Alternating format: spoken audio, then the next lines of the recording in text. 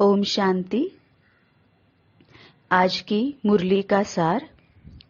आज की मुरली की डेट है 1/10/2022, 1 अक्टूबर 2022। मीठे बच्चे, आपस में एक दो का रिगार्ड रखना है। अपने को मियाँ मिट्ठू नहीं समझना है। बुद्धि में रहे, जो कर्म मैं करूँगा मुझे देखकर सब करेंगे। मीठे बच्चे, आपस में एक दो का रिगार्ड रखना है। जैसे बाबा कहता है ना कि विकारों के वश नहीं होना है, संस्कारों को, ज्ञान को, शक्तियों को, गुणों को ही यूज करना है। तो उसमें सबसे पहला है जो हमें बाबा कहता है, मैं आत्मा हूँ।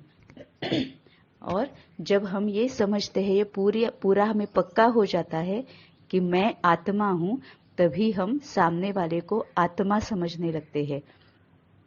जब हम आत्म अभिमानी रहते हैं, तभी हम पूरी तरह से रिगार्ड दे सकते हैं। तो आपस में एक दो का रिगार्ड रखना है। अपने को मियाँ मिट्ठू नहीं समझना है। बुद्धि में रहे, जो कर्म मैं करूँगा मुझे देखकर सब करेंगे।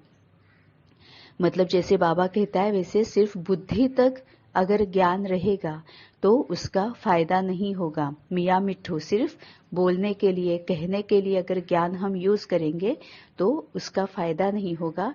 जब तक वो ज्ञान हम में धारण हम नहीं करते, वो हमारा नेचुरल नेचर नहीं बन जाता, तब तक आत्मा सतयुगी नहीं बनेगी।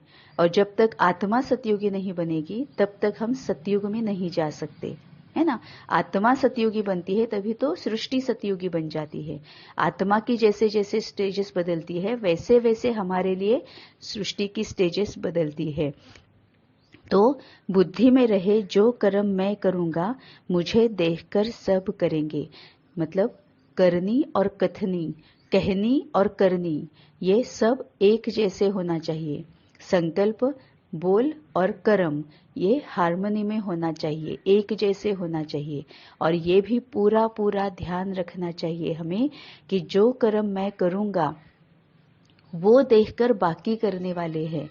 मतलब जो मैं बोलूंगा सिर्फ वही सिर्फ औरों के ध्यान में नहीं जाएगा, वही सिर्फ फॉलो नहीं होगा। जो मैं करूंगा मुझे देख देख कर बाकी के सब करने वाले हैं। मतलब बाबा जैसा कहता है कि चाल चलन सूरत सीरत से भी बाबा को ही प्रत्यक्ष करना है। नहीं तो हम जो कर रहे हैं, अगर हम कुछ गलत कर रहे हैं, हमें गलत करते देख अगर किसी और ने गलत कर लिया, तो हम उसके लिए भी उसके साथ कर्म में बंध गए, हम उसके विकारों में जाने के निमित्त बन गए, है ना। मतलब हम हमारे ऊपर का बोझा बढ़ा रहे हैं, जो कि जब तक वो बोझा खत्म नहीं होगा हम आगे जा नहीं सकते। इसीलिए ही बाबा कहता है कि संगम पर हमें मनसा वाचा कर्मणा तन मन धन सबसे एक और एक बाबा को ही प्रत्यक्ष करना है, संस्कारों को ही यूज करना है, ज्ञान गुण और शक्तियों को हमारा नेचुरल नेचर बनाना है। मतलब ही कोई भी ज्यादा के कार्मिक अकाउंट्स हमसे होंगे नहीं, इसका पूरा पूरा ध्यान रखना है। इसी को ही बाबा पुरुषार्थ कहता है कि पहले के कार्मिक अकाउंट जो हम करके आए हैं उनको सेटल करते करते ज्यादा के कार्मिक अकाउंट्स हमसे बने नहीं, इसका पूरा ध्यान रखना। तो बुद्धि में रहे, जो कर्म मैं करूंगा मुझे देखकर सब करेंगे। प्रश्न है, कौन सी अवस्था जमाने के लिए बहुत बहुत मेहनत करनी है? कौन सी अवस्था जमाने के लिए बहुत बहुत मेहनत करनी है? उत्तर है, गृहस्थ व्यवहार में रहते स्त्री पुरुष का भान समाप्त हो जाए, मनसा में भी संकल्प विकल्प ना चले, हम आत्मा भाई भाई है, प्रजापिता ब्रह्मा के बच्चे भाई बहन है। यह अवस्था जमाने में टाइम लगता है। साथ में रहते विकारों की आग ना लगे, क्रिमिनल असॉल्ट ना हो, इसका अभ्यास करना है। मात पिता जो सर्व संबंधों की सैक्रिन है, उसे याद करना है। कौन सी अवस्था जमाने के लिए बहुत बहुत मेहनत करनी है। गृहस्थ व्यवहार में रहते स्त्री पुरुष का भान समाप्त हो जाए, मनसा में भी संकल्प विकल्प न चले। अब जब जब भी बाबा ये कहता है कि गृहस्थ व्यवहार में रहते स्त्री पुरुष का भान समाप्त हो जाए, तो ये बाबा का वाक्य सुनने के बाद हम अगर इस तरह से सोच रहे हैं कि गृहस्थ व्यवहार में रहते स्त्री पुरुष का भान समाप्त हो जाए, इसका मतलब ब्रह्मचर्य रखना है, इसका मतलब ही पवित्रता है, ऐसा अगर हम सोच रहे हैं तो हम गलत दिशा में जा रहे हैं। हम बाबा का ज्ञान सही रीति से समझ नहीं पा रहे हैं, समझे नहीं है। ठीक है, तो गृहस्थ व्यवहार में रहते स्त्री पुरुष का भान। अब जब हम गृहस्थ व्यवहार में होते हैं तो हमारे साथ युगल होते हैं, बच्चे होते हैं, इन-लॉज होते हैं, माता पिता होते हैं, भाई बहन होते हैं, है ना, देवर जेठ देवरानी जेठानी सभी हमारे साथ होते हैं। और अगर हम एनालिसिस करें तो गृहस्थ में आने से पहले मैं और मेरा या अपना और पराया हमारा इतना नहीं होता है जितना गृहस्थ में जब हम जाते हैं तब हमारा होता है। जैसे ही हम गृहस्थ में जाते हैं वैसे अपना पराया का भान बहुत ज्यादा आ जाता है कि ये मेरा है, ये तुम्हारा है, ये अपना है, ये पराया है, ये बहुत भान आ जाता है।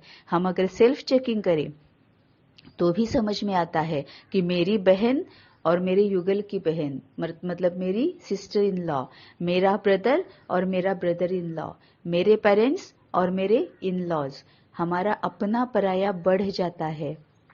तो बाबा जब कहता है गृहस्थ व्यवहार में रहते स्त्री पुरुष का भान समाप्त हो जाए, इसका मतलब बाबा का ये कहना है कि मेरी माँ हो, मेरी मदर इन लॉ हो, मेरी सिस्टर इन लॉ हो, मेरी सिस्टर हो, वो स्त्रियां है, मेरी बच्ची हो, बेटी हो मेरी, तो वो स्त्री है, और मेरे युगल है या फिर मेरा बेटा है, मेरे फादर है, मेरे फादर इन लॉ है, मेरा देवर भाई या जेठ है, तो वो पुरुष है। तो बाबा का कहने का मतलब यह है कि बाबा हमें बेहद में जाने के लिए बोल रहा है कि गृहस्थ व्यवहार में रहते कोई भी स्त्री पुरुष हो, हमारी बेटी भी स्त्री है, हमारा बेटा पुरुष है, तो वो भान तक निकाल देना है। मेरी माँ स्त्री है, मेरे पिताजी पुरुष है, ये भान तक निकाल देना है। फिर क्या भान रखना है कि मैं आत्मा हूं और ये भी आत्मा है। स्त्री पुरुष का भान खत्म कर देना है। और इसके ऊपर अगर हम गहन मनन चिंतन करेंगे ना तो बहुत सारे उसमें से अर्थ निकल कर आएंगे कि हम क्या होता है, अगर कोई स्त्री है तो दिमाग में हमारे ये हमने पक्का कर लिया होता है कि ये स्त्री है मतलब इसने ये ऐसे ही करना चाहिए, ये पुरुष है मतलब इसने ऐसे ऐसे ऐसे ऐसे ही करना चाहिए, ये स्त्री है माँ, ये मेरी माँ है इसका मतलब इसके साथ मुझे इस तरह से बर्ताव करना है, ये पिताजी है इसका मतलब मुझे इस तरह से बर्ताव करना है ना, ये माँ है इसका मतलब वो सबकी सुनती रहेगी, सबकी सेवा करती रहेगी, है ना, उसने कभी भी छुट्टी नहीं लेनी है, कुछ नहीं करना, ये हमारे दिमाग में पक्का होता है। ये मेरे पिताजी है तो उन्होंने ऑर्डर्स देने हैं, उनकी सेवा सबने करनी है ना, जो वो कहेंगे वही मानना है ना, ये हमारे दिमाग में बहुत पक्का हुआ होता है। लेकिन अब बाबा कह रहा है कि स्त्री पुरुष का भान खत्म कर दो। या फिर हमारी अगर सिस्टर इन लॉ है तो सिस्टर इन लॉ की नजर से अगर हम देखते हैं तो हमारी अपेक्षाएं बढ़ती है ना, हमारा सिस्टर और सिस्टर इन लॉ या फिर कोई भी स्त्री पुरुष जिनके साथ हम रह रहे हैं उनके साथ हमें अपना पराया, ये हमारा जो विकार है, ये कमजोरी जो है ना, उसके नजर से ही हम देखना शुरू करते हैं। इसको बाबा विकार बोलता है। बाबा ने कहीं पर भी ब्रह्मचर्य ये बात कही नहीं है, बाबा कभी भी इसके बारे में बोलता नहीं है। लेकिन बाबा कहता है गृहस्थ व्यवहार में रहते स्त्री पुरुष का भान समाप्त हो जाए, मतलब हर एक को आत्मा रूप में ही देखना है। अगर मेरी माँ है तो भी उसके पिछले के कार्मिक अकाउंट्स अलग है ना, और मेरे पिताजी है तो उनके भी पहले के कार्मिक अकाउंट्स, उनके स्वभाव संस्कार, उनके कड़े संस्कार कुछ होंगे, वो अलग अलग है। मेरी माँ है इसीलिए सब की सेवा उसको करनी पड़ती है, इसीलिए उनके प्रति मुझे बहुत दुख होता है। है ना। ऐसा सोचना मतलब हम उसको स्त्री के रूप में देख रहे हैं, माँ के रूप में देख रहे हैं, मतलब हम देहभान में रह रहे हैं। हर एक का अपना अपना बाकियों के साथ अलग अलग कार्मिक अकाउंट्स होते हैं, तो हर एक को आत्मा रूप में ही देखना है। मनसा में भी संकल्प विकल्प ना चले। हम आत्मा भाई भाई है। अब हम भाई भाई के भान में कब रहेंगे, जब हम शिव बाबा के बच्चे हैं, ये हमें पक्का होगा। तो हम हर एक को भाई भाई देखेंगे। और प्रजापिता ब्रह्मा के बच्चे भाई बहन है, क्योंकि प्रजापिता ब्रह्मा है ना, तो उनके बच्चे मतलब हम भाई बहन हो गए। यह अवस्था जमाने में टाइम लगता है। साथ में रहते विकारों की आग न लगे। अब विकार कौन कौन से है, वैसे तो कई सारे विकार, कमी कमजोरियां अवगुण है ना, लेकिन क्रोध है ना, कामना, काम, क्रोध, लोभ, मत्सर, अहंकार, ईर्ष्या, द्वेष, स्वार्थ, आलस्य, है ना, ये सब विकार है। तो बाबा ने सभी विकारों के बारे में कहा है। बाबा ने सिर्फ काम विकार के बारे में या ब्रह्मचर्य के बारे में नहीं कहा है। तो गृहस्थ में रहते स्त्री पुरुष का भान समाप्त हो जाए, मतलब किसी के प्रति हमें बहुत ज्यादा गुस्सा आता है, क्रोध आता है, किसी के प्रति हमें ईर्ष्या होती है ना, किसी के प्रति हमें किसी को हम अहंकार में जाकर उनके साथ कर्म में आते हैं, तो ये सभी विकार खत्म करने हैं। हर एक को आत्मा समझना है, और ये तभी हो सकता है जब पहले हम अपने आप को आत्मा समझे।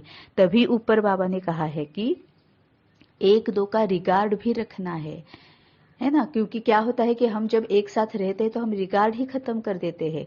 इसीलिए पहला महावाक्य जो है उसमें सबसे पहले तो बाबा ने यही कहा है कि एक दूसरे का रिगार्ड रखना है, मतलब ही एक दूसरे को स्त्री पुरुष के भान में रहकर देखने से पहले, उसमें से पहले हमें अपने आप को हटाना है। साथ में रहते विकारों की आग ना लगे। क्रिमिनल असॉल्ट ना हो, इसका अभ्यास करना है। अब क्रिमिनल असॉल्ट, इसका मतलब सिर्फ काम विकार नहीं होता है ना। ईर्ष्या की नजर से देखना, स्वार्थ भाव से देखना, जलन की भाव से देखना, है ना, मत्सर करना, है ना, या फिर अहंकार दिखाना, है ना, ये सभी क्रिमिनल असॉल्ट ही है ना। क्रोध करना बहुत ज्यादा, किसी से बहुत ज्यादा प्यार करना और उनके विकारों को भी पैम्पर करते रहना, ये भी क्रिमिनल असॉल्ट है।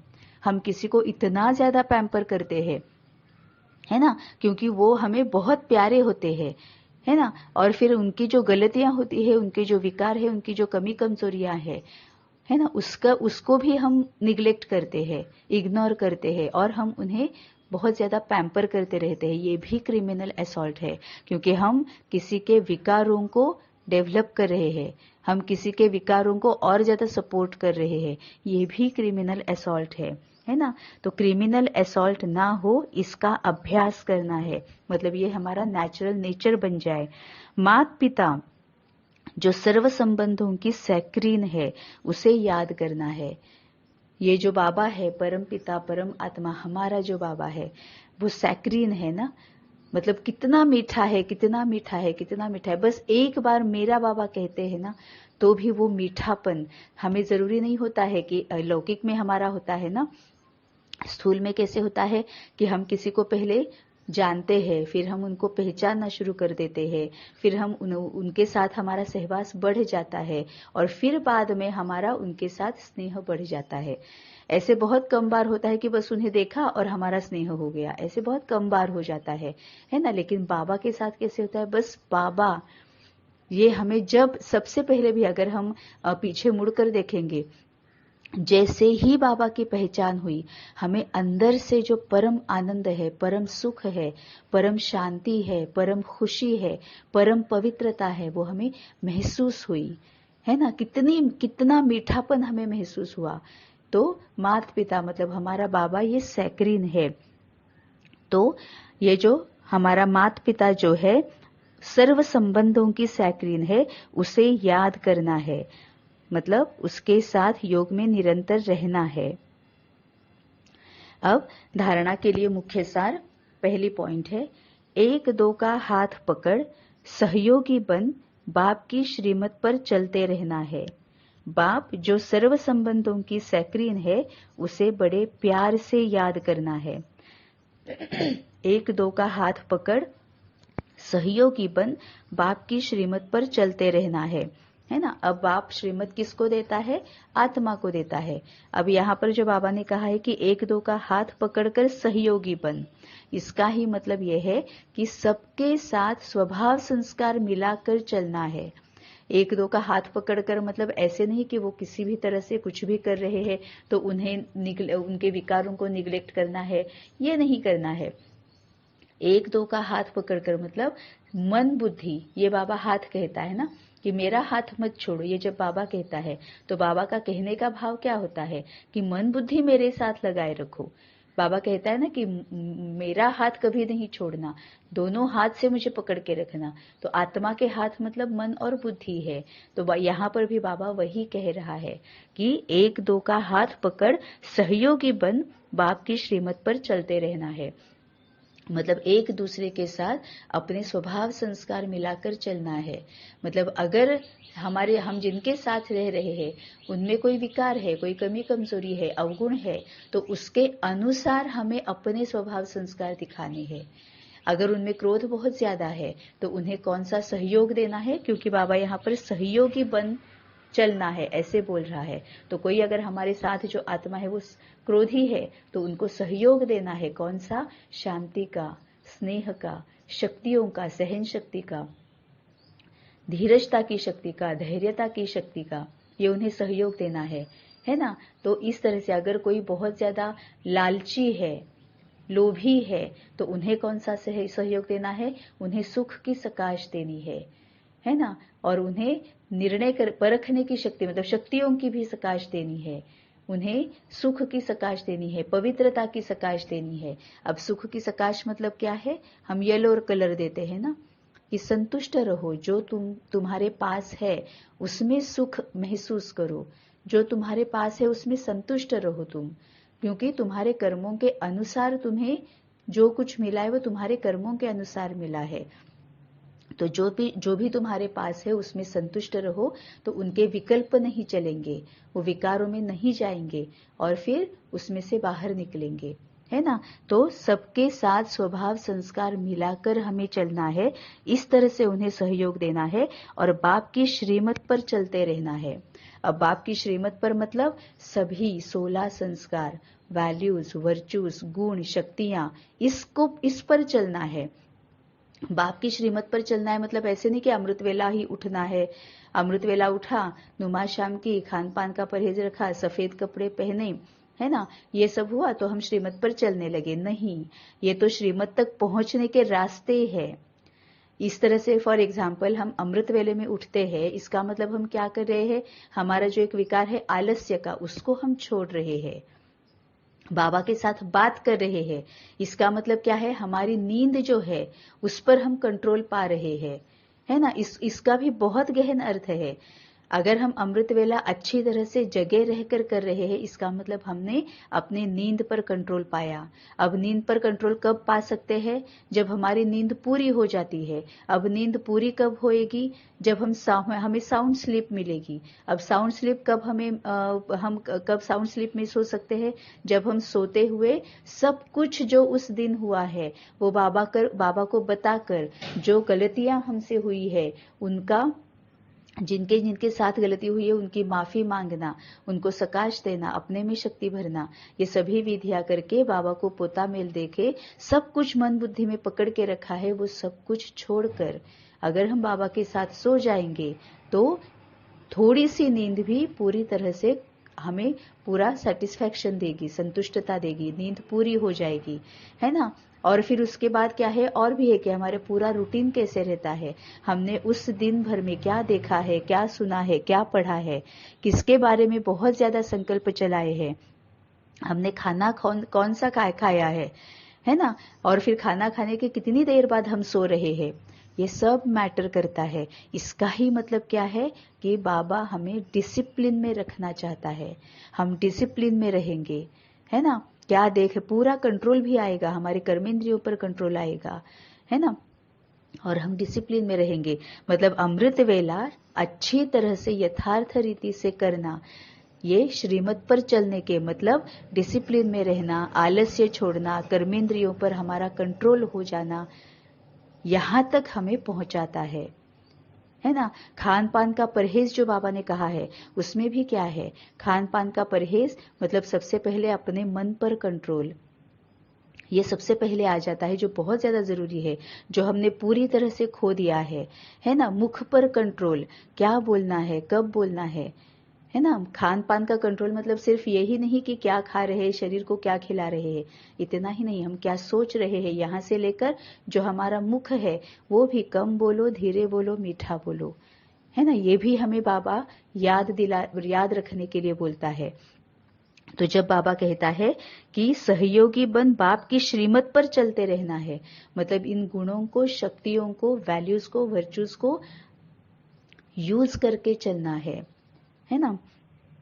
बाप जो सर्व संबंधों की सैक्रीन है उसे बड़े प्यार से याद करना है, क्योंकि जब हम बाबा, अभी तो यही समय है, पूरा घोर कलयुग है, इतने जन्मों के हमारे विकार है, बाकियों के भी इतने कड़े कड़े संस्कार है, इनके साथ स्वभाव संस्कार मिलाकर अगर हमें चलना है, सही रीति से पुरुषार्थ करना है, पिछले कार्मिक अकाउंट्स को खत्म करना है, ज्यादा के कार्मिक अकाउंट्स क्रिएट नहीं करने हैं, तो हमें सिर्फ और सिर्फ एक ही उस पर उपाय है कि बाबा के साथ निरंतर रहना, सिवाय उसके हम ये कर ही नहीं सकते।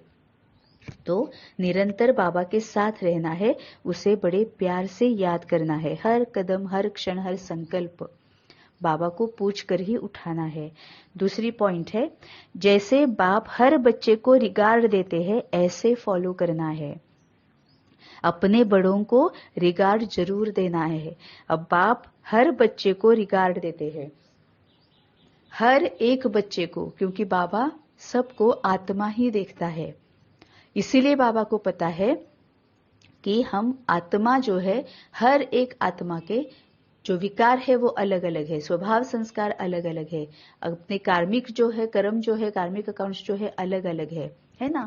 और बाबा आत्मा को देखता है, इस वजह से बाबा ये देखता है कि ये मेरे बच्चे इतने जन्मों की वजह से देहभान में आ गए, और देहभान में आने की वजह से इतने विकारी और पतित बन गए, लेकिन अब ये संस्कारी बनेंगे, पूरे पावन बनेंगे। इन्हें जब ये पता चलेगा कि ये क्या है, कैसे है, इन विकारों की वजह से हमें किस तरह से क्या भोगना पड़ता है, और इन विकारों पर विजय कैसे प्राप्त करनी है, ये जब इन्हें पता चलेगा तब मेरे बच्चे संस्कारी बन ही जाएंगे, है ना।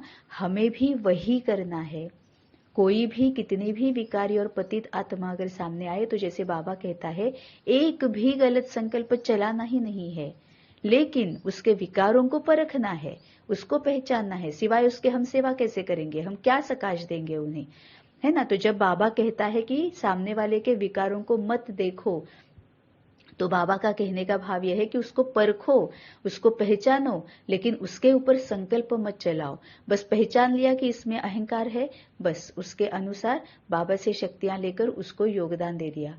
पहचान लिया कि उसमें क्रोध है, कि बाबा से शक्तियां लेकर उसको सकाश दे दी, योगदान दे दिया, उसमें भी शक्तियां भर दी, है ना। तो जैसे बाप हर बच्चे को रिगार्ड देते हैं, अगर हम सामने वाले में क्रोध देखेंगे और अगर हम बहुत गलत सलत अगर संकल्प क्रिएट करेंगे, वो किस तरह से गलत है, वो किस तरह से गलतियां कर रहा है ना, ये अगर हम सोचने लगेंगे तो हम, इसका मतलब है उन्हें हम रिगार्ड ही नहीं दे रहे हैं। लेकिन रिगार्ड देना, इसका मतलब उसके जो विकार है, कमी कमजोरियां है, अवगुण है, उसको परखा और उसको जो जरूरत है उस अनुसार योगदान दिया, यह है रिगार्ड रखना। जैसे बाप हर बच्चे को रिगार्ड देते हैं ऐसे फॉलो करना है, क्योंकि हम तो इतने पतित हुए हैं ना। जैसे अभी हम सबको पता चल गया है कि अगर हम आत्मा रूप में देखें तो हम कितनों के साथ हमने जोड़ियां बनाई हुई है ना। हमारे सोलमेट को छोड़कर कितने आत्माओं के साथ हमने जोड़ियां बनाई है, इतने हम पतित हुए हैं। तभी तो बाबा बोलता है ना कि अभी पूरी की पूरी सृष्टि वेश्यालय बन गई है। अब हम वेश्यालय मतलब क्या देखते हैं, मर्यादा में देखते हैं, हद में देखते हैं, है ना, कि जो अपना शरीर बेचती है उसको हम वेश्या बोलते हैं। लेकिन बाबा बोलता है कि पूरी सृष्टि वेश्यालय बन गई है। ऐसे बाबा क्यों बोलता है, क्योंकि बाबा हर एक को आत्मा रूप में देखता है। हम भी अगर देखें, आत्मा रूप में खुद की जर्नी देखें, तो जैसे ही मैं विकार में आई, काम विकार में आई, तो सोलमेट को छोड़कर मैंने अलग अलग अलग अलग आत्माओं के साथ मैंने जोड़ियां बनाई, है ना। मतलब मैं पूरी पतित हो गई, इसीलिए बाबा वेश्यालय बोलता है।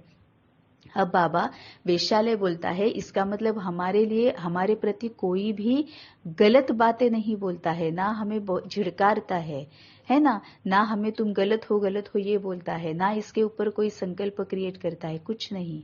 हमें बाबा पूरा रिगार्ड देता है कि तुम वेश्यालय बने हो, कोई बात नहीं, देहभान में आए इसीलिए, विकारों में आए इसलिए तुम पतित बन गए, अब तुम्हें पावन बनना है ना। बाबा कभी भी हमें बहुत ज्यादा मतलब गलत बातें नहीं बोलता है, कड़क भाषा में समझाने देता है, क्योंकि बाबा हमेशा कहता है कि हमें बैलेंस रखना है स्नेह स्वरूप और शक्ति स्वरूप में। तो कड़क भाषा में बाबा समझाने देता है क्योंकि वो जरूरी होता है।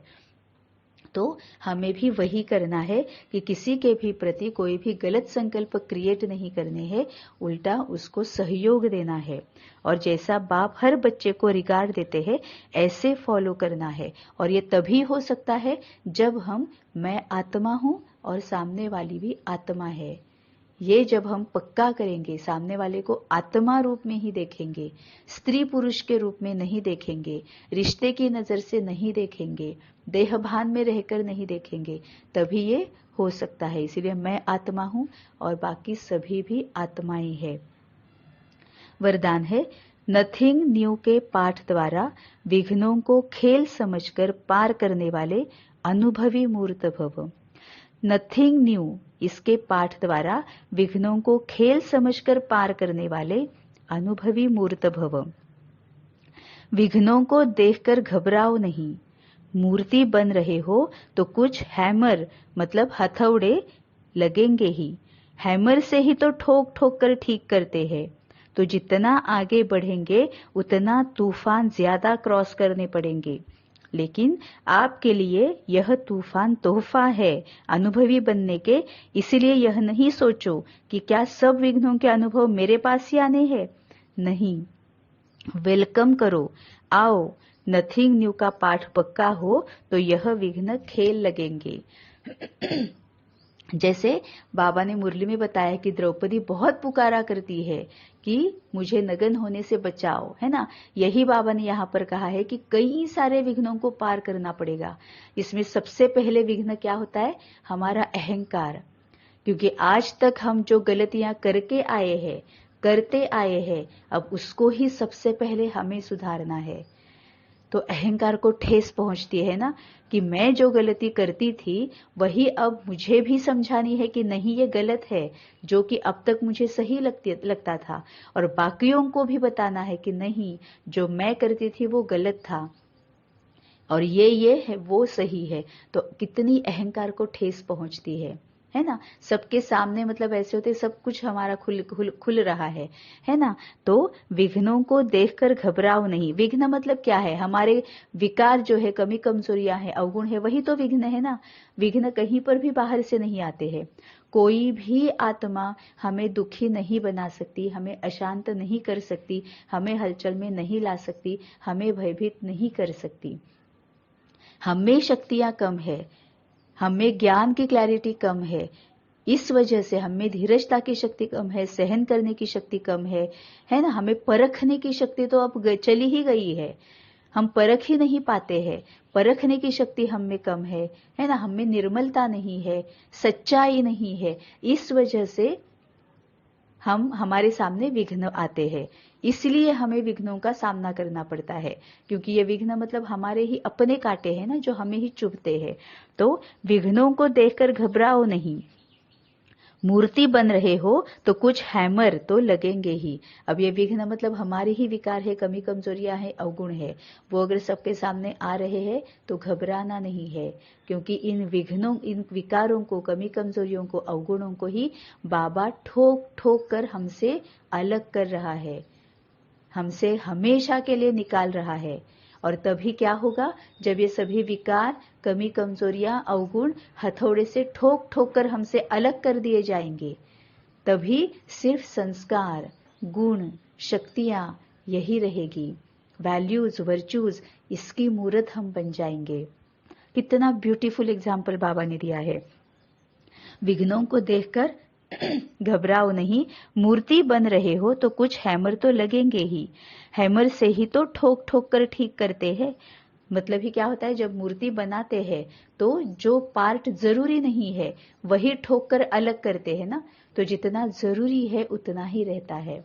अब बाबा जो हमें बनाना चाहता है, मूर्ति बनाना चाहता है, ये जरूरी बाबा क्या बताता है, ज्ञान, शक्तियां, गुण, संस्कार, है ना, वैल्यूज, वर्चूज, यही सिर्फ जरूरी है, तभी हम देवी देवता बन सकते हैं।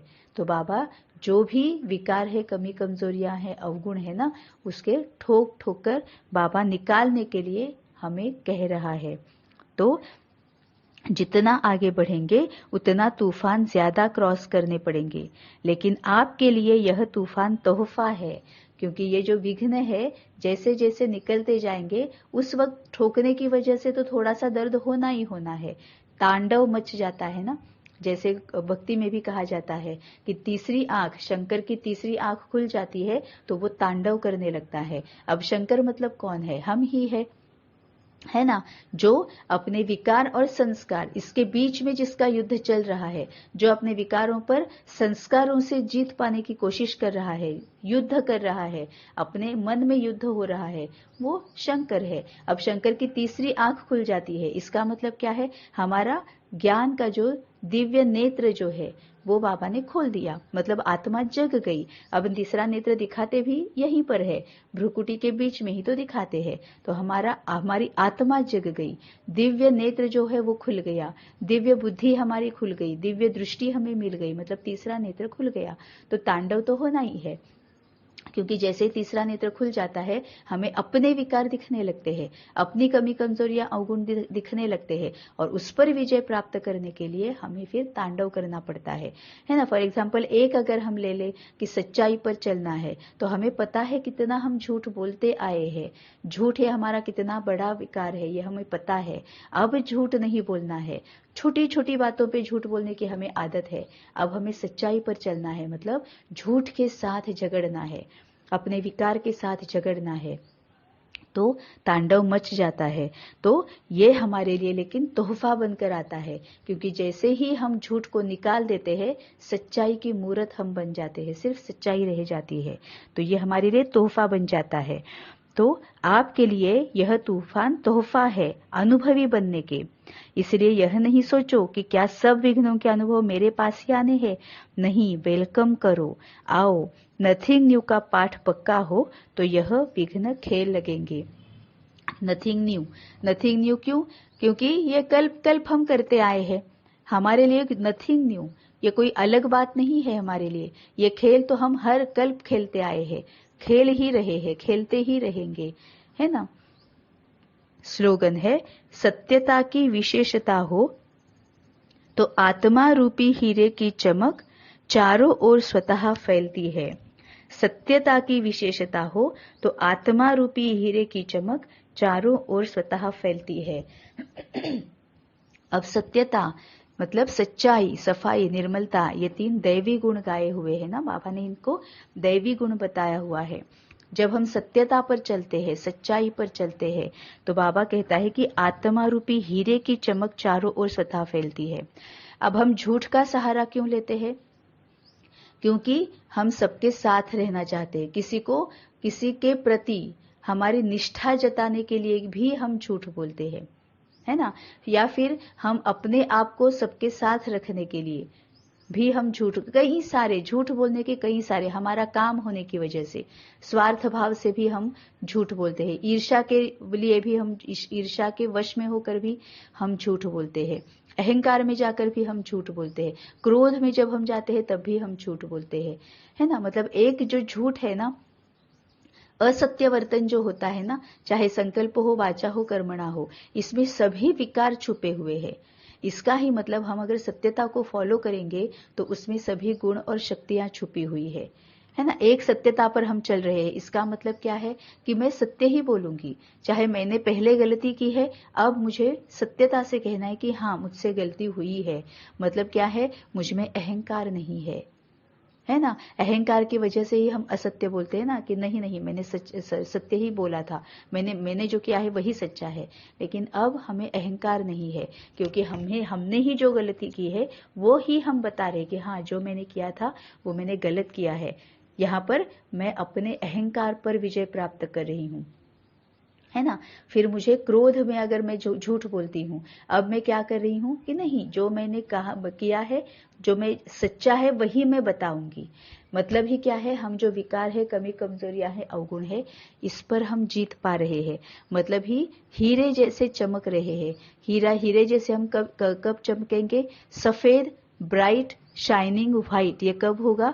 जब ये सातों रंग जो है, हरा, नीला, पीला, जो रंग है हमारे गुणों के और शक्तियों के, वो सब भरपूर हो जाएंगे, एक में मिक्स हो जाएंगे, तब वो सब रंग मिलकर सफेद होता है। मतलब हीरे जैसी आत्मा चमकना शुरू हो जाएगी। मतलब ही क्या है? आत्मा संस्कार रूपी हो जाएगी। आत्मा में सभी शक्तियां और गुण भर जाएंगे। आत्मा सतयुगी बन जाएगी। तो सत्यता की विशेषता हो तो आत्मा रूपी हीरे की चमक चारों ओर स्वतः फैलती है। ओम शांति।